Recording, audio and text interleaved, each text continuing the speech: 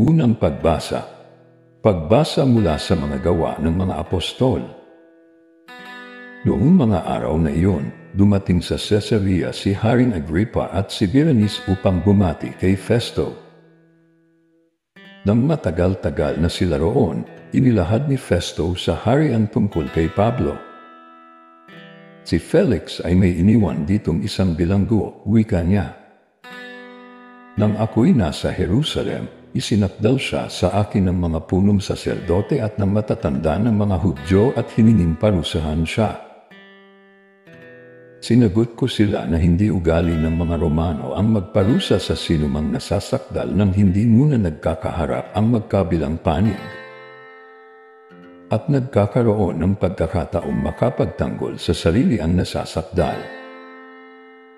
Kaya't nang dumating sila rito, hindi na ako nag-aksaya ng panahon. Kinabukasan din, ipinatawag ko sa hukuman ang taong iyon.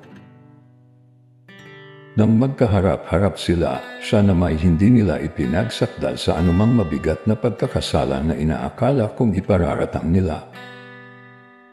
Ang pinagtatalunan lang nila ay tungkol sa kanilang relihiyon at sa isang taong ang pangalay Jesus.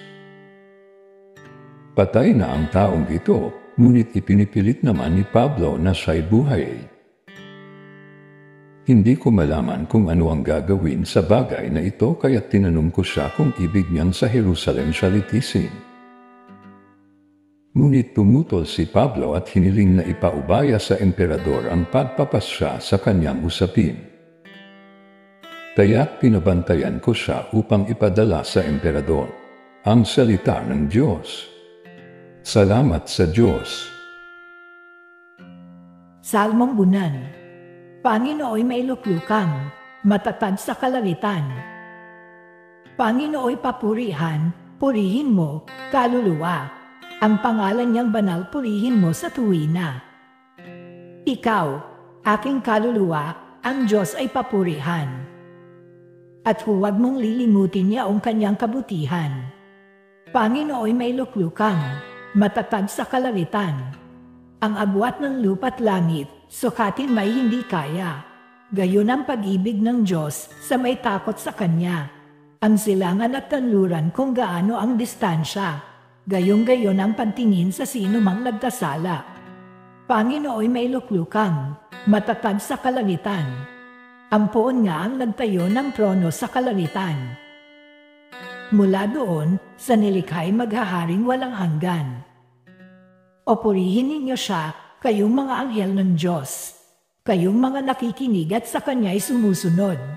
Panginooy may luklukang, matatag sa kalangitan. Aleluya! Aleluya! Espiritu'y magtuturo ng aral at pagkukuro ni Jesus na ating guro. Aleluya! Aleluya! Ang mabuting balita ng Panginoon ayon kay San Juan. Nang muling napakita si Jesus sa mga alagad niya at nang makakain sila, tinanong ni Jesus si Simon Pedro, Simon, anak ni Juan, iniibig mo ba ako ng higit kaysa mga ito? Opo, Panginoon, nalalaman ninyong iniibig ko kayo, tugon niya. Sinabi sa kanya ni Jesus, pakanin mo ang aking mga batang tupa. Muli siyang tinanong ni Jesus. Simon, anak ni Juan, iniibig mo ba ako? Sumagot si Pedro. Opo, Panginoon, nalalaman yung iniibig ko kayo. Ani Jesus, pangalagaan mo ang aking mga tupa. Pangatlong ulit na tinanong siya ni Jesus, Simon, anak ni Juan, iniibig mo ba ako? Nalungkot si Pedro sapagkat makaitlog siya tinanong. Iniibig mo ba ako? At sumagot siya, Panginoon, nalalaman po ninyo ang lahat ng bagay, nalalaman ninyong iniibig ko kayo.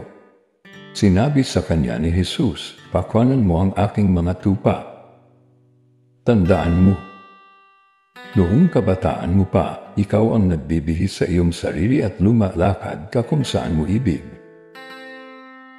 Ngunit pagtanda mo, iuunat mo ang iyong mga kamay at iba ang magbibihis sa iyo at dadalhin ka kung saan hindi mo ibig.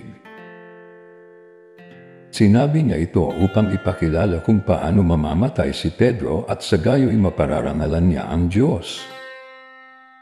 Pagkatapos, sinabi sa kanya ni Jesus, "Sumunod ka sa akin." Ang mabuting balita ng Panginoon. Pinupuri ka namin, Panginoong Hesukristo.